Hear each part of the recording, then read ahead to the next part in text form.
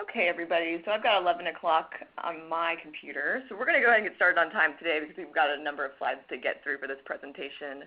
So this is Nicole Spear from the Reagan-Udall Foundation, and thank you to everybody that's joining us for the IMEDS community call. Just a quick update from our end. We weren't planning on having an August call. Sometimes the attendance dwindles because of summer vacations, but we actually are going to go ahead and do one for this year. So we'll be doing a third Friday in August. Mark Cater is going to present a new tool that we're going to add to the laboratory, so stay tuned. We'll send an email and an appointment for that shortly. Turning to our presentation today, however, we have with us Dr. Stephan Lanes and Daina Esposito from Healthcore, and they're going to be discussing with us some of the details around a project that they have been working on. Coincidentally, the manuscript that this presentation is based on was accepted this morning for publication in PDS. So we were laughing. It couldn't have been more timely. So congratulations to the authors and everybody that was involved on that project. With that, I'm going to actually just go ahead and turn it over to Stephan Lanes at this point, and we're going to try to move through this so we have 10 minutes or so at the end for questions and answers. So Dr. Lanes, do you have access to the controls on your end okay? I'm all set here. Thank you. Great. Thank you. So thanks very much to Nicole and Christine for this opportunity, and thank you to the audience for taking the time to listen this morning. Our title, Case Ascertainment in Electronic Databases, Where's Waldo? And Waldo is that guy on the lower right-hand corner, rather distinctive-looking chap who can be hard to find unless you have a 6-year-old sitting on your lap in the children's books, and much like the cases in database studies. Before we begin, I do want to acknowledge the support and the assistance of Reagan-Udall in the underlying project for this, and especially also to Alec Walker and Susan Gruber, who I think suggested the idea. I wasn't around at the genesis, but I quickly agreed to the importance of the topic, and I think it's one we'll see a lot more of. I also want to invite you, if you're interested, to attend our symposium at the International Society of Pharmacoepidemiology meeting in Boston on this topic. It'll be on August 25th. As an overview to our talk this morning, I'm going to lead off and make some comments, take us through some current practice in case ascertainment in database studies, and by database studies I'm referring essentially to claims and EMR databases, and try and cull out some common themes and some important principles that are difficult to find in textbooks and articles. It's a topic that I think is underdeveloped. The message that I'm going to be emphasizing is on quantification of bias. So why is case ascertainment important? Well, it's important because it's a source of error in database studies. And normally, when we identify errors, the goal is to remove them, as we do with confounding. Interestingly, with misclassification, we tend not to do that. We're starting to quantify them in validation studies. We can quantify the errors, but we often leave it at that. And it would be something akin to if you're doing a study and someone said, well, age is related to both your outcome and your exposure, and here's the odds ratio for each of those component associations, and then you go ahead and report the unadjusted result. If we knew those things, we would remove the bias. And so that's one of the main messages here. And in the second part of our talk, Daina is going to take a specific example in which she extends some of the ideas that I present and applies predictive modeling methods to algorithm development, and then adjust the incidence rate that we're looking at for the accuracy of the algorithm. So I think the two talks complement each other in that way. I want to begin with going back to 1991 and when we used to do prospective studies, and they were a little bit of a different animal than the enormously efficient database studies we see today. And this is it could have been any study, but it happens to be an example from the Physician's Health Study. And the right, in the red box, I have illustrated the paragraph in which they explain the extraordinary efforts they went through to track down all the cases of myocardial infarction using questionnaires, repeated questionnaires, telephone calls, applying a World Health Organization standardized criteria based on cardiac enzymes and symptoms and EKG results. And in the end, they tell you that they were able to follow up 99.7% of the non-fatal events and 100% of the fatal events. So these are levels of accuracy and completeness that we're not going to see in database studies. And it seems that in database studies we are somehow a little more tolerant of errors in case ascertainment. And by way of example, this is a study that was featured at a recent FDA meeting, and part of the reason that the labeling for testosterone was recently changed. And it's a study on testosterone and MI again. And I've outlined here all that the manuscript tells us about case ascertainment. Study outcome was diagnosis of MI, ICD-9-410. It's almost as though the investigators simply looked at the code book for the database and selected the appropriate code, and that was it. And apparently reviewers, editors, authors didn't think it was warranted to tell the reader more about the accuracy of this. But we might reasonably ask, is this the same sort of ascertainment we saw, say, in the previous study, the Physician's Health Study? Well, right away in the title of the paper, you see they restrict themselves to non-fatal MI, and that's, to me, strikes me as something akin to drawing a target around the bullseye in the barn. We only see the non-fatal cases in the claims database, and so that's all they study. But the difference between a fatal and a non-fatal MI might only be proximity to care, to a hospital. And the etiologic relation might be the same, so there's a certain incompleteness there.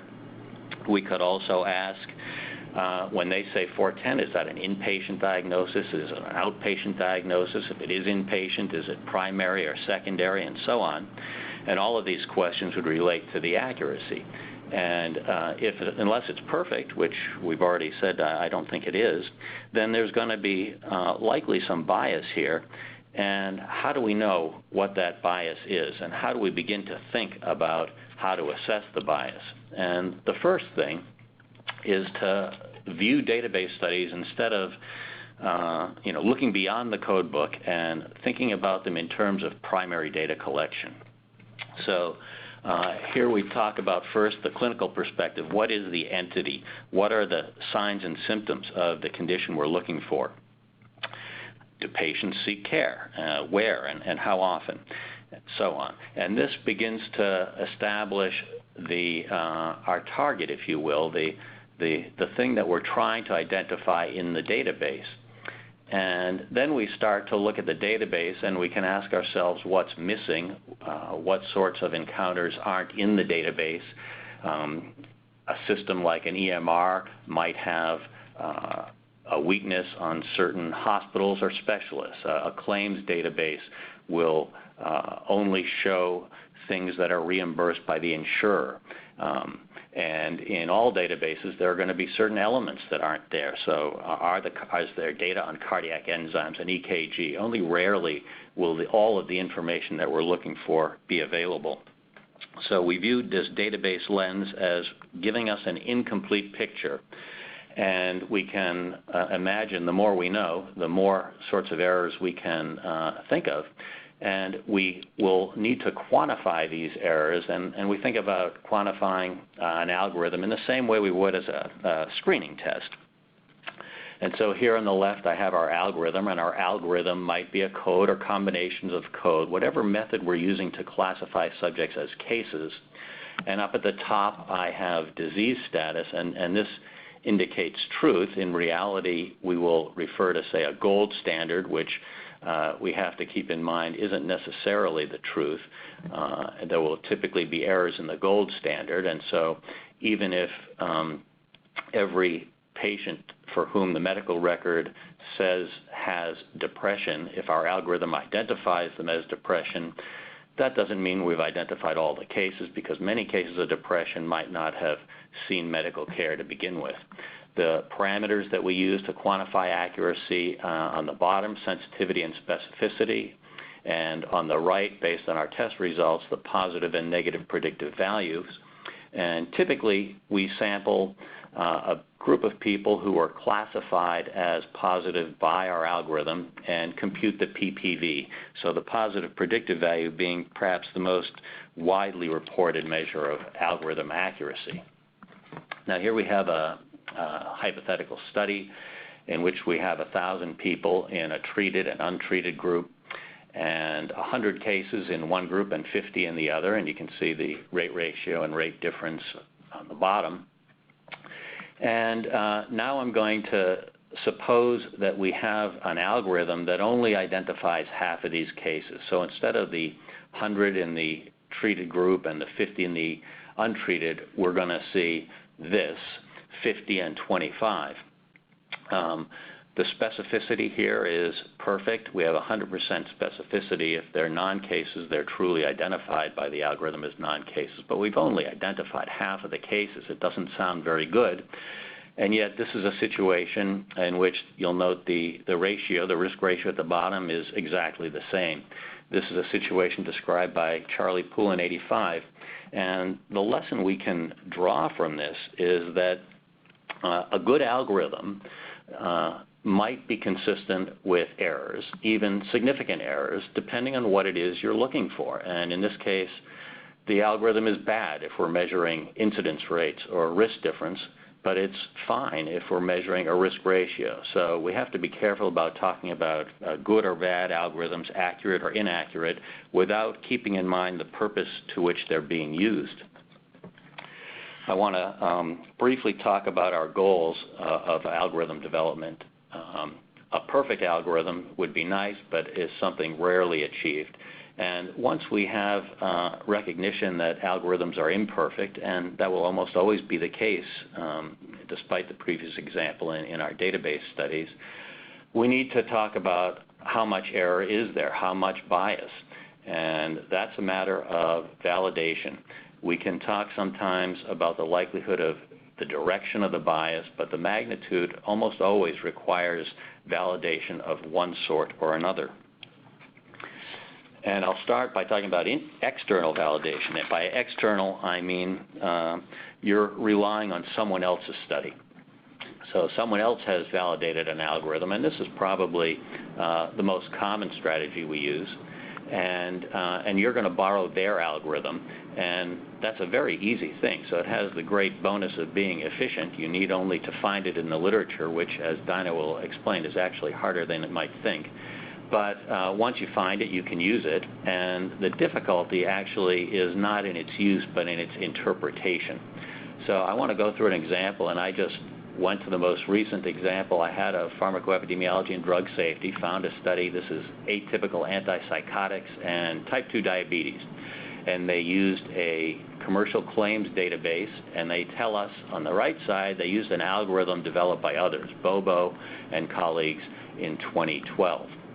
They give you some details of that algorithm. They found a relative risk of 2 for type 2 diabetes and atypical antipsychotics. So I went to Bobo, and in that paper, they report the PPV of 74%. So we start to see some accuracy being quantified. And they also, which we don't always see, reported the confidence interval. You can see it, it's about 57 to 86%. So actually fairly wide, and a reminder that our accuracy estimates, even when they're not provided, do have errors associated with them. It's good to provide the confidence intervals, but bigger validation studies are better than smaller ones. This one, you'll see they only have 31 cases of type 2 diabetes that they looked at. The adjudication status is the rows on the left. Their algorithm results are the columns. And they, in an unusual situation, show us not only the outcome of interest, type 2 diabetes on the far right, but they also looked at type 1 diabetes, and you can see I've circled there a couple of false negative errors. So we have both false negative, false positive errors.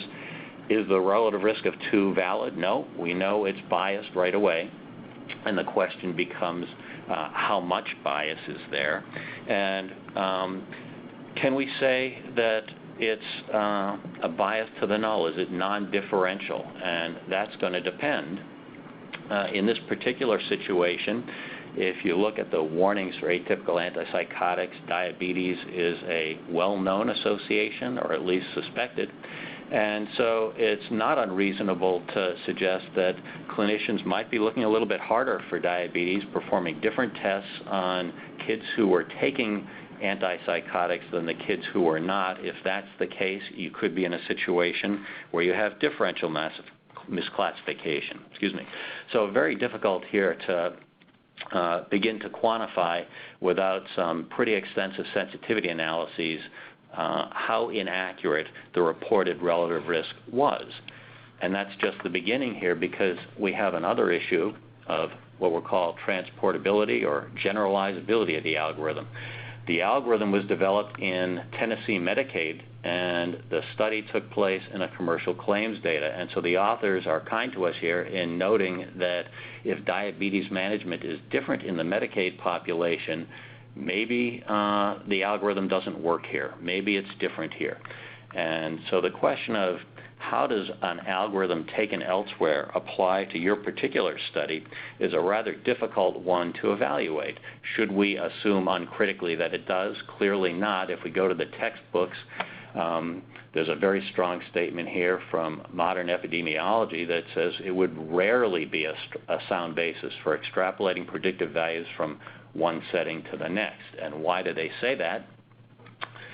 There is a mathematical relation for a given value of sensitivity and specificity. The prevalence of the condition you're looking for will influence the PPV, and you see prevalence in the mathematical equation. If we're talking about rare diseases, we tend to be on the left or steep portion of this curve, where small changes in prevalence can result in rather significant changes in PPV. So the lesson from this is that the PPV doesn't belong to an algorithm. We often hear about an algorithm having a PPV. It's a PPV in a particular setting. And it isn't just the disease frequency that determines the PPV. There are many factors, and this I've listed a few on this slide, but it's not a highly developed area. It's not well studied. And I would say that even the sensitivity and specificity, sometimes I've seen people say that those are fixed and properties of the test. I think that others have said convincingly that's not quite right either. So you have, in addition to some of the factors listed here, the sensitivity and specificity isn't fixed either. So none of these accuracy parameters can be carried uncritically to a new setting. We have changes over time, we have changes in contents and accuracy of databases, changes in populations.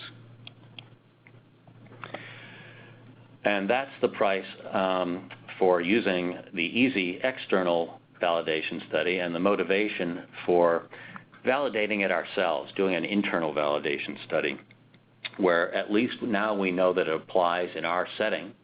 And as a bonus, we're also able to improve the quality, the accuracy of the algorithm with the data we get from internal validation. The price we pay is time and cost.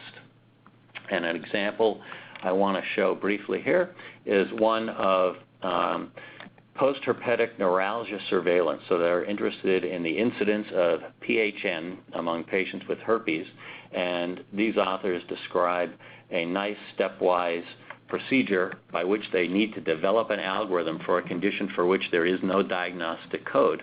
They define a population at risk, identify every case, a sensitive screening algorithm in the population, review samples of medical records for every criterion they could think of, and calculated sensitivity and PPV. They then refined and combined the most promising criteria based on the performance of each individual criterion into a combination, the algorithm that they're going to present at the end.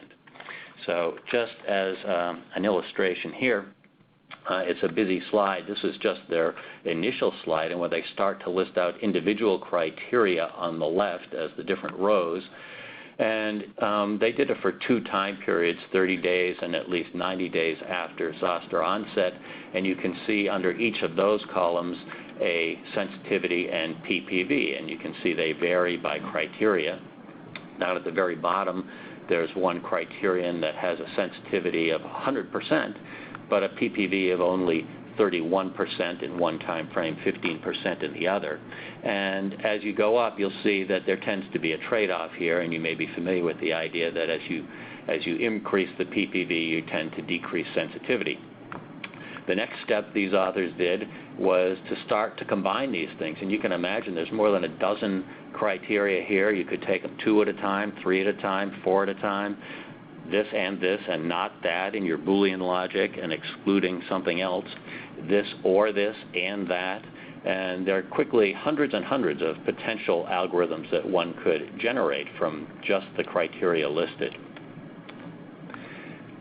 It's a cumbersome process, and in the end, they describe what they call an optimized algorithm, and they tell you what it is, and they tell you its performance characteristics as a sensitivity of 86% at the bottom there and a PPV of 78%. So this is better than any of the criteria individually, and by grouping them and selecting them based on their performance, they were able to put together an algorithm that they liked. It's still a little unclear to me what they mean by optimized. I would say optimized for their purpose should be, does it give a more accurate incidence rate? Does it give the most accurate if it's optimal? And it's not obvious to me that this would be, for instance, a more accurate incidence rate than an algorithm with a sensitivity, say, of 100% and a known PPV that's a little bit less than 78%. So this is my last slide, just a couple of quick comments here. I think I want to emphasize that when we look at databases and case finding in databases, we need to bring in our minds a primary data collection perspective. When we think about the patterns of medical care and the construction of these complex databases, the opportunities for error are many, and it's often helpful to have clinical experts and database experts at hand as you start to peruse these things in designing an algorithm. And I use the word design deliberately here. An algorithm is created by the investigator for a specific purpose in mind, or at least it should be, and defining the optimal balance of sensitivity and specificity depends on what it is you're measuring. We are making good progress in quantifying misclassification, and I talked about the strengths and limitations of 2 different ways of doing it, internally and externally. But I want to emphasize that, again, at the beginning I said the quantification of misclassification errors should be viewed as an intermediate step toward correcting the study result, conducting a bias analysis that tells you how valid is the result, how much misclassification due to the outcome assessment is in our result. And so with that, I want to thank you for your attention and turn it over to my colleague, Daina Esposito, who will walk us through an interesting example.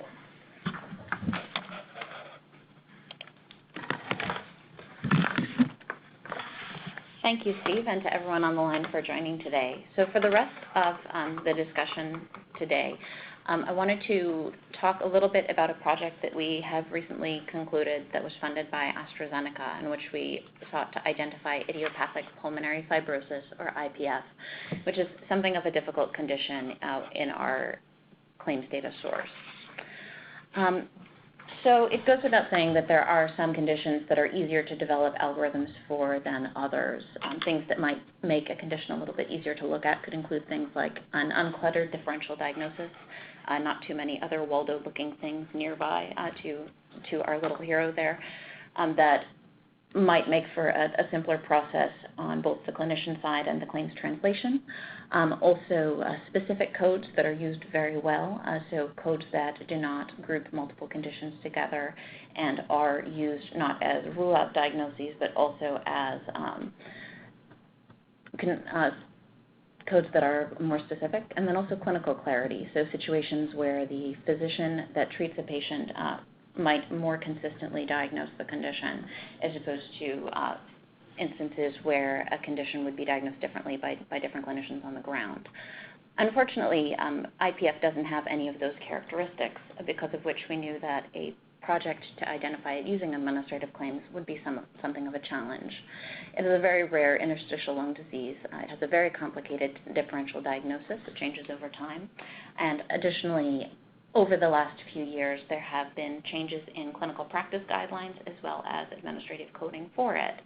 So all of these things were sort of working against us in terms of finding a path to identify this condition within our environment.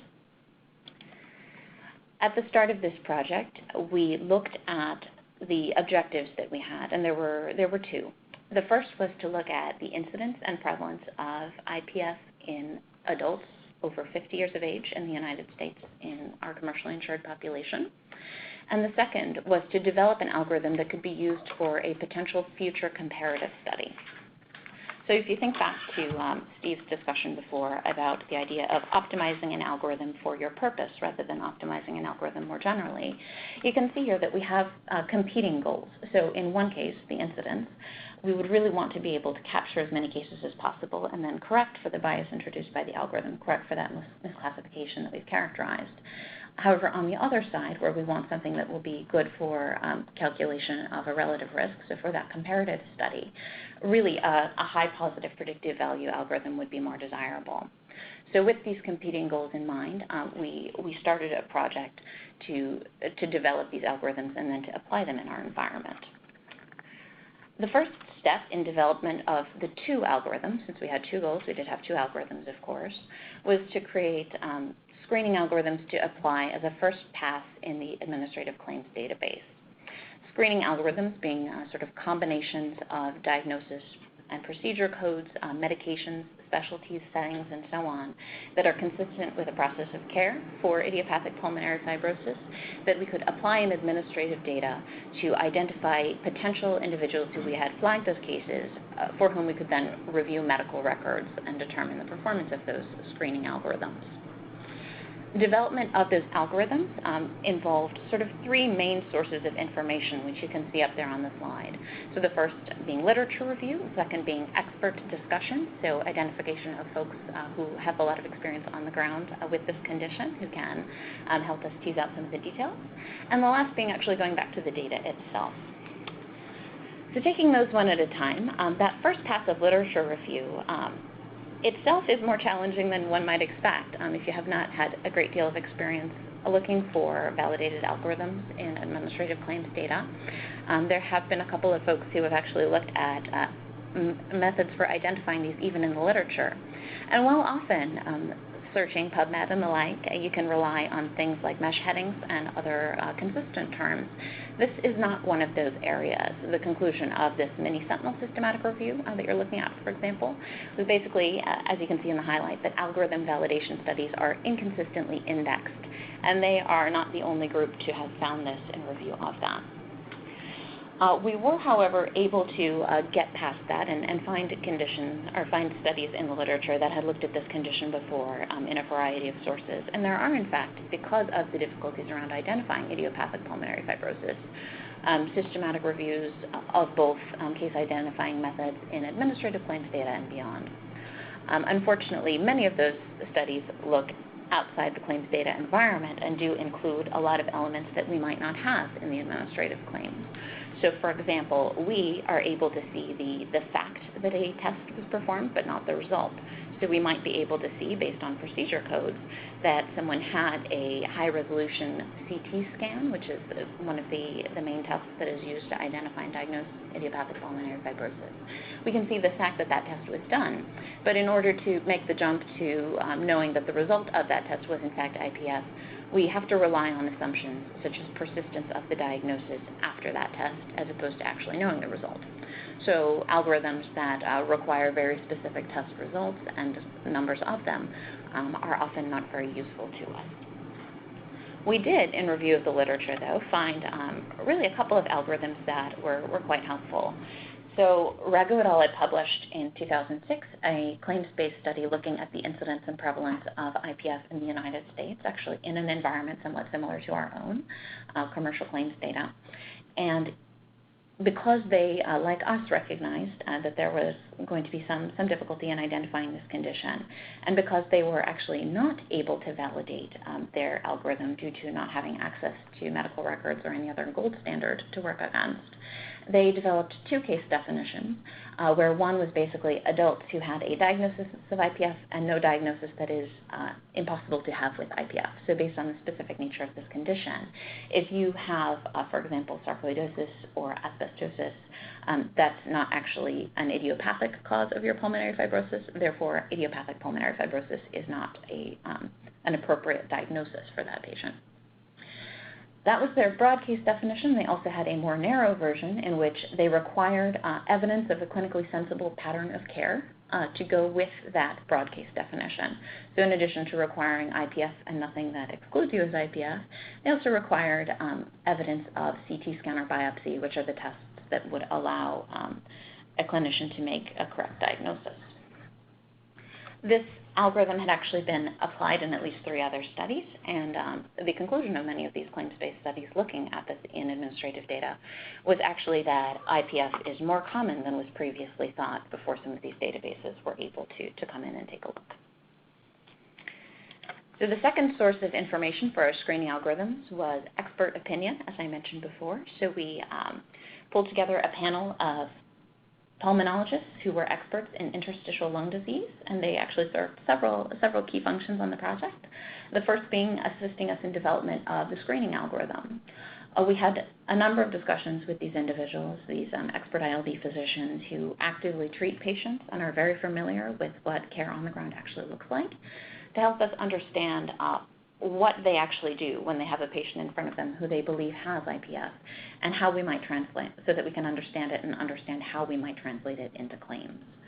So for example, from those discussions, some of the points that very commonly came through from all of the clinicians, that they felt very strongly were the case, is that there will be no case of IPF who is truly a case of IPF that is not diagnosed by a pulmonologist.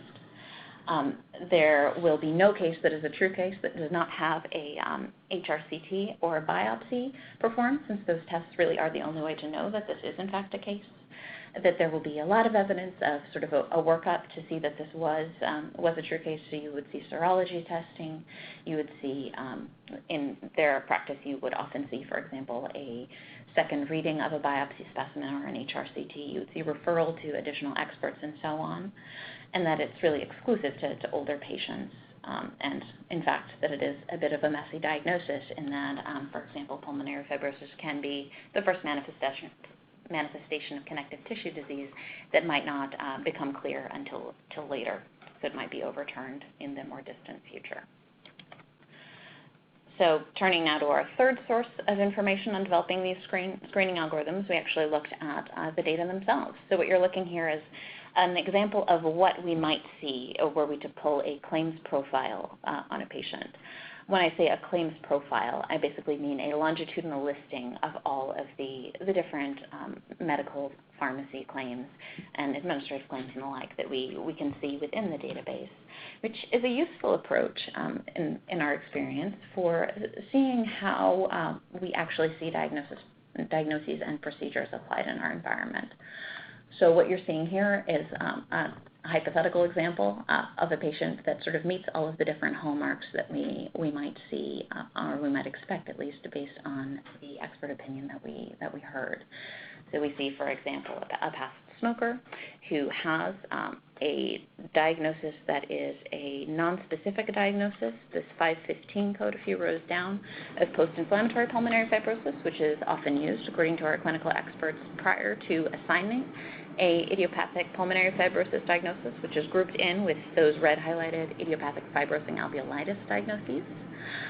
You see a couple days later, after that diagnostic test, you see the diagnosis that we're looking for come in. We then see a repeat chest exam and, in fact, a biopsy come through, followed by persistence of the diagnosis that repeats over time. So this might be an example of a patient that we believe would truly have IPF. On the other hand, we would also see profiles of patients that, for example, only have IPF diagnosed at the same time as the chest CT and never again when it's assigned as a rule-out, or alternatively, we could see a diagnosis that appears possibly as a physician was just questioning it, but then never again. It's not really consistent with the sort of intensive follow-up that we would expect with this condition. So based on those three routes of information, we developed our preliminary screening algorithms, where the first is basically, if it looks somewhat familiar, it should. It's basically the same thing that we saw from Reagan-Udall in 2006, where we had a diagnosis and no excluded diagnoses. And then the specific case definition that we used was similar to their narrow case definition with a couple of edits as recommended by our experts and our additional review. So we required, for example, that patients met that sensitive case definition. One of those IPF diagnoses really had to be by a pulmonologist, since we were told that seeing this condition without care by a pulmonologist would be akin to seeing cancer without care by an oncologist. Those screening testing performed, and then other criteria to sort of increase our confidence were also included in those screeners. So now that we had identified patients who met these preliminary algorithms, we needed to have a look at how well it was doing. So we wanted to measure performance against a gold standard, and there are, of course, many choices that you have in terms of available gold standards, where different items have advantages and disadvantages. For example, information from surveys can include details that might not be as systematically collected in medical records or claims for that matter. Registries might have excellent capture of details that you might have to otherwise go to more sources to collect. So from an efficiency standpoint, that can be excellent. And there are even folks that use just a review of those claims profiles, like what I showed before, noting that is to some extent circular logic, depending on the complexity of the algorithm. What we used here is, I think, the more common approach that I've seen, at least in the literature, in which we reviewed against medical records. And just as a note, what reviewing against medical records as gold standard might mean can certainly differ from resource to resource. So for those that are more familiar with working in an integrated environment, so something like Kaiser Group Health, you might have access to electronic medical records on all patients across the spectrum of care that could make identification of a wider variety of medical records a bit easier. For a group such as ours in this particular study, where we're looking at linking from an administrative claims database to identify records from given providers, this information becomes a little bit different in that we would really choose one medical record per patient to actively pursue. While medical records are certainly great sources of information, they can pose some challenges when the information in them is not clear. I cannot think of anyone who can find Waldo in this picture, in part because you don't quite have the granularity that you need, you don't have the resolution. And the equivalent in our project to this picture would be the data that are routinely captured in the type of medical record data that we have available to us. IPF has a particular challenge in diagnosis in that there's a paper, for example, by Flaherty et al., quite recent, that talks about the concordance in radiologists from the community and radiologists from interstitial lung disease centers in terms of their diagnosis of IPF, looking at the same chest CT scan, where community pulmonologists and radiologists are much quicker to diagnose IPF, and they're quite often overturned in academic settings. Unfortunately, in this project, our gold standard is a bit tarnished by that. While we do have access to the radiology report captured in a paper or electronic medical record printout, as was made available to us by the different facilities, what we don't have access to is the image itself, which is really what I think our adjudicators would have very much preferred to see, allowing the true experts to make a better informed decision about case status. So that's an example of what can come up in validation, and of course whether you stop there or whether you're able to pursue additional information is often a resource-driven decision. In addition to the level of resolution of what you can actually get, I'd say there are a number of considerations with medical record review of the style that we performed here that bear mentioning.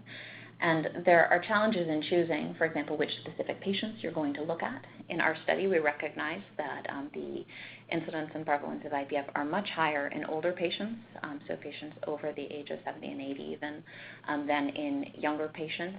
And as Steve mentioned before, positive predictive value is mathematically related to prevalence. So if we took a random sample of cases that we identified from the herd, and all of them happened to be in patients over the age of 70, for example, we might overestimate our positive predictive value, and the reverse is also true. So based on that, within each algorithm, we selected a stratified random sample based on age. We then had to figure out which of these lovely variety of charts that you can see in the image to go after, insofar as there are many records for any given patient, and those records can be quite detailed and in different spaces.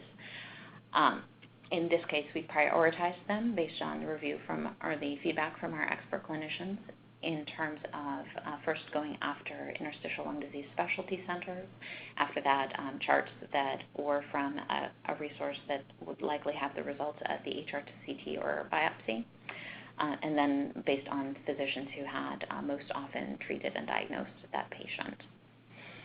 We had records reviewed by expert pulmonologists, the same folks that weighed in on our screening algorithm, and we had them actually review medical records in their entirety with personally identifying information redacted. Beyond that, there's also the question of what you have them review for. In this particular case, given that there are some limitations in what we can see in any one medical record, we asked them to provide us with sort of two adjudication results, if you will, where one was their perception of what the treating clinician thought, so whether they believed that the patient in front of them had IPF, and the second was the impression of the adjudicator himself. In this case, they were all men, so himself is valid, where we had instances where the treating clinician truly believed that this was an IPF case, recorded it repeatedly, had care consistent with that, but there was evidence in the chart to suggest that the treating clinician was mistaken.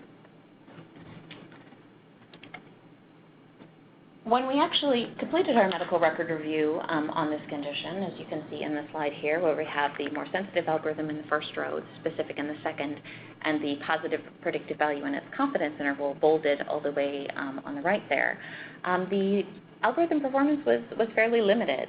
The sensitive algorithm, which is again something that had been cited in the literature and used in nearly the same form as we had it, had a positive predictive value of only about 44%.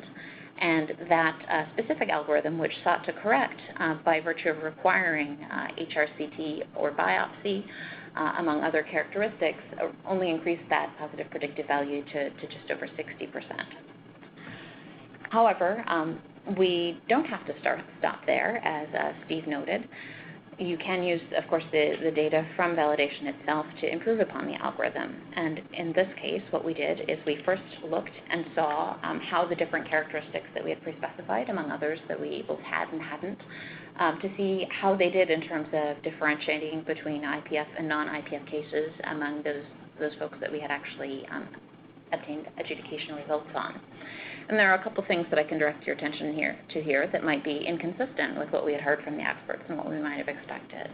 So if you look, for example, at patients in that third row down where there's at least one pulmonologist assigned diagnosis of IPF, we were told by the experts that there would be no situation in which a true IPF case would be confirmed in an actual case but not diagnosed by a pulmonologist. And I think this highlights that what happens in clinical reality doesn't always come through in totality in the claims. So for example, you might have a physician whose specialty is recorded inconsistently, or one who has multiple specialties, and if that is imperfectly captured at the time of your study, you might have unexpected findings. Likewise, just below that, you'll notice that diagnosis persisting after CT, while there were slightly more patients who had a diagnosis after CT who were confirmed than who didn't, there's still a very high proportion of patients who were not IPF cases at adjudication who had a diagnosis that was after the time that a CT was performed. So characteristics that we might have expected to be strongly differentiating were not necessarily so. So we proceeded from here to actually create a logistic regression model to predict confirmed case status among those for whom we had medical record results.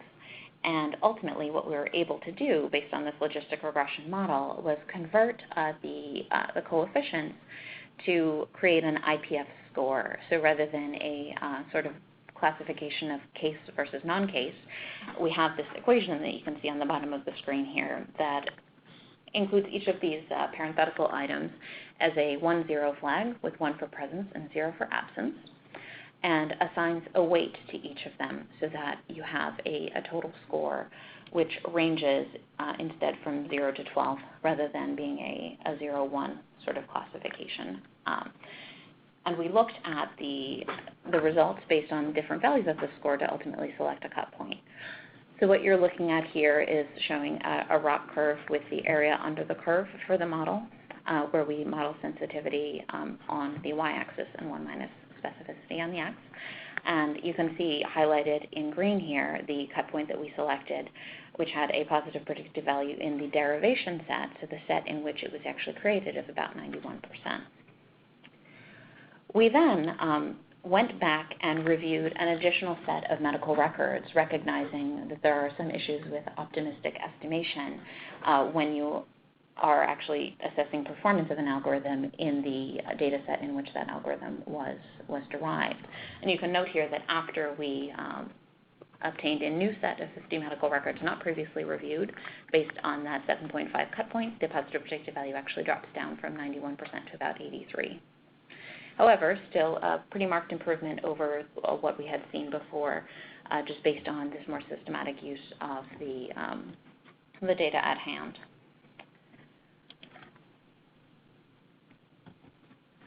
What you're looking at here is something coming from the strobe statement, to echo back to something that Stephan mentioned before, and I think it bears pointing out that there is a strong argument to give both the estimated validity or reliability of results, but also to use them in correcting results from analyses, adjusting for that error, and showing more systematically how that has impacted your study results.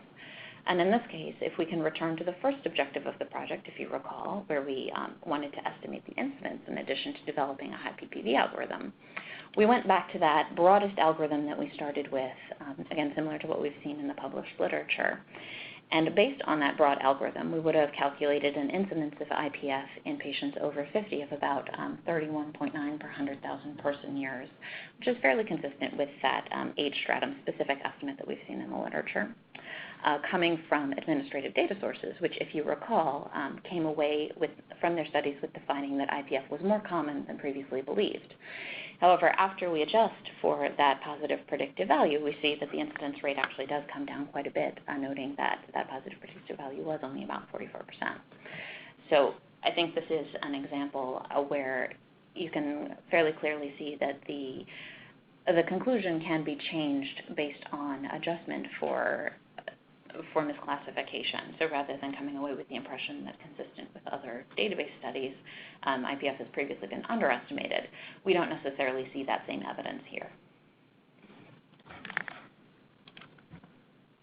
So by way of a couple of take-home points, what we were able to do, and what I hope this has helped to illustrate to follow Steve's part of the presentation, is in this particular project, the main stages of development of the algorithm were to first seek out better understanding of the process of care and bring that back to the data environment as it was applied. Things that are very clear in the process of care might not be within the administrative data, as was the case with pulmonology diagnoses, for example, and those clear tests that are sort of mandatory for a true diagnosis in the clinical world, that don't necessarily translate across in the claims as well as one might expect, which underscores the importance of validation and sort of testing those assumptions about how clinical care will translate into the database. Validation, of course, has a number of pitfalls and areas to be a bit careful. Noting here on the slide, you can see the importance of awareness of limitations of the gold standard. But you do have opportunities from validation to improve upon the algorithm, noting that after you have improved upon the algorithm, it is quite important to revisit assessment of its performance. You saw that drop in the positive predictive value of the IPF score-based approach after we validated in a second set of medical records. That split sample approach certainly isn't the only option. You could look at other cross-validation techniques as well, so things like bootstrapping, leaf pair-out validation, and so on. But it is important to take that into account in some way, as it is important to ultimately take into account the way that this misclassification could have impacted your study results, as it could clearly change your interpretation. So thank you very much. I think those are all of the slides that we had. At this point, we can perhaps open it for questions. Great, thank you. So yeah, the group's been muted. We're going to unmute the group right now. If you can just give us one moment. And if you can just announce yourself, feel free to jump in and ask questions. The conference has been unmuted. Okay. Hello. Hey, I have a question, comment. Yes.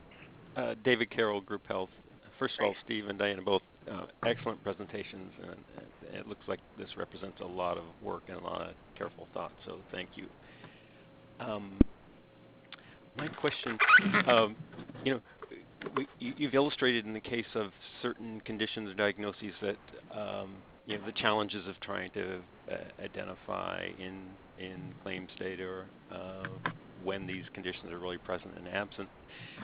I'm wondering if you've had any, and in the conditions you've illustrated, I think generally we would say that neither the patient nor the practitioner has any motive or incentive not to document the condition at hand. The patient's not trying to hide anything. The physicians aren't trying to avoid diagnosing something. Some work we're doing in the area of prescription opioid abuse and addiction, we actually do have those factors at play where, because the condition is socially unacceptable, the patient may be trying to hide the condition. And even for the practitioners, we see in chart review evidence that they're reluctant to label something as abuse or addiction because it has consequences both for the relationship with the patient and potentially legal things.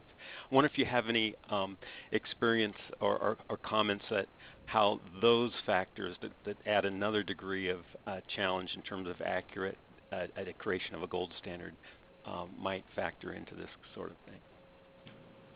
Absolutely. No, that's a great point. It's certainly a challenging area, and we, of course, wish you all the best in your efforts there.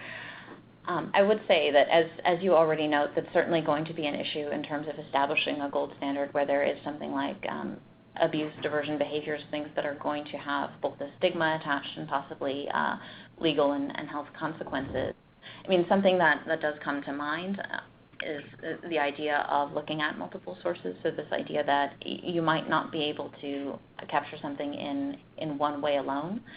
Something else that we did see in the IPF example that might actually translate a little bit is that markers aren't always what you might expect them to be. So while something could not necessarily come up as an obvious risk factor or an obvious part of the diagnostic process, when you think through it at first blush, I wouldn't limit yourself in thinking through these algorithms to things that are obviously related to substance abuse, but perhaps things that are obviously substance abuse, but perhaps things that are related to it as well. So in IPF, what comes to mind, for example, is when we looked back at some of the data to establish candidate predictors for the logistic regression model, we saw that there was a diagnosis, namely that post-inflammatory pulmonary diagnosis that is not itself IPF. It might include some of it, but is more often something that's used a little bit before that diagnosis is firmed up. And we saw that was actually a really good factor in terms of differentiating between IPF and non-IPF. So not something that is really part of the clinical process, not something that we necessarily would have got based on the experts. But looking at the data, we were able to see that was actually a pretty strong predictor. And much in the same way, it might be helpful in terms of something where you do have stigma and you do have some of these issues of possibly hiding that behavior, to look at things that are not as directly tied in. Mm-hmm. I think to any extent, though, there's always going to be some limitations with especially a medical record type gold standard, but with something like that, I think no matter where you're going, there are going to be some great challenges there. Yeah, great, thanks. Hey, this is Huifang Liang from Takeda Pharmaceuticals. I have a question. When you present the claim profile, so you have like settings like OUT, I guess is outpatient, IMP, I guess is inpatient. There's also a setting called OV. What does that mean? Oh, my apologies. That's an office visit. So those are just some of the things specific to our environment. There are also things that aren't really shown on that claims profile. To get to your specific point about setting, there's a differentiation in our environment between outpatient and office visit, where office visits are really sort of physician office encounters, whereas an outpatient setting could include something like an ambulance ride, could include a dialysis center, could include facilities that are just for imaging. So there's a little bit of a distinction there. Other things that you can look at in those claims profiles that I think is just maybe worth pointing out, though, is anything that you have in the claims data I think is valuable to include when you're using those as your own screeners. So you might include, for example, the physician specialty, which we did but didn't include there for space reasons, and also information about, for example, the number of the same diagnosis that you're seeing and so on. Okay, thank you very much. Of course. This is Christian Reich, Odyssey, and also IMS. So I absolutely loved your little machine learning algorithm to get to the IPF there. That I think that should be done much more often, rather than just this endless scratching of heads of what the best algorithm would be, and would exactly, as you said, take care of a lot of the problems that I mentioned earlier as well. The problem I have is with these classifications and misclassifications. We always treat diseases as if they were binary discrete things, right? Sure. So you have an idiopathic pulmonary fibrosis, or you don't. And so, and then of course 12 per 100,000 is a big difference to 30 per 100,000. When of course it is not binary, right? So it's a disease which develops so slowly that it's so hard to diagnose, because at some point it takes a long time, and so so both numbers could be right? Sure. The other arguments you brought, or the examples you brought, atypical antidepressants, was it? And diabetes, same thing, right? Diabetes, we're treating it like if it were a binary condition. It's not. There are so many people running around with pre-diabetic syndrome. If they stop, being, physically active, they have a diabetes, and if they just, if they eat well and take care of themselves, they're not. So diseases aren't that binary. So this whole the business, I always have a problem with the business of calculating these exact numbers. It sounds to me like false precision. And in the case of diabetes, let's say you do a misclassification, you classify somebody as not diabetes who actually is, or you classify somebody who doesn't, or who is not diabetic but he is, no, the other way around. Sorry about that. And then you make relative risk estimations on the the causing drug, when actually a misclassification may not be a misclassification because it's not that wrong, right? It's a classification that's not that wrong. A myocardial infarction, right? Everybody treats it like this is a very binary thing, right? Well, people can have an unstable angina, and the drugs causing the myocardial infarction will cause unstable angina just as much, because all they do is change the stickiness of the platelets, and you can have an ischemic event which doesn't create a full-fledged infarction. So you have misclassification, you have PPVs which are suboptimal or precision and recall, but yet the estimation of what you're actually looking for may not be that, maybe fairly robust to that. Have you any idea if anybody or you or how we could actually get a handle on that, on taking into account that a misclassification really has a degree of misclassification and isn't like black and white? Thank you, Christian. That's an excellent point. Spoken with someone with some background in medicine.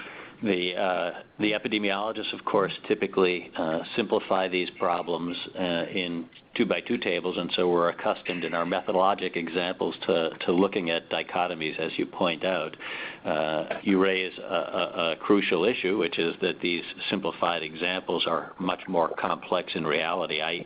I'm not prepared to address it except to say that our goal here was to derive to simplify the reality, to derive some principles that are maybe not as widely appreciated as they might be.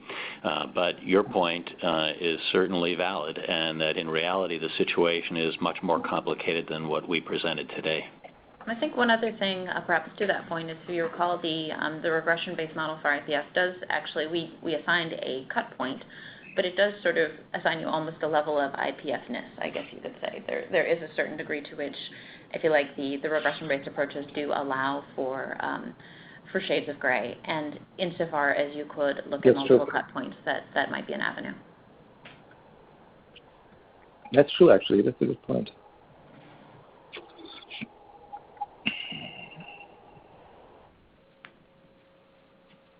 Any other questions? I saw one come up in the chat. Is Xiaolei on? Xiaolei Zhou? Yes, right. Yeah, my question is for your validation, when you review the medical record, if you just want to get a PPV, you can only review those who, identified as cases using your screening algorithm. However, if you want to get sensitivity, and also, while you further develop the algorithm, so my guess is you also review those non-cases. So I just want to check, how you did that. Sure. And I think one of the reasons why you so often see the PPV reported as the only real characterization of an algorithm's performance is more practical consideration, just because with something like IPF that is really quite vanishingly rare, in order to have a meaningful estimate of, for example, the sensitivity or the negative predictive value especially, you would need to review such a large group of non-cases for that to really give you useful information that it's frequently not done. And actually that is something that is the case here as well. One of the big issues with that is, of course, the question around sensitivity. So we designed a quote-unquote sensitive algorithm that was sort of pushing the balance between sensitivity and positive predictive value that way. But the extent to which that sensitive algorithm still is missing cases is at this time unknown.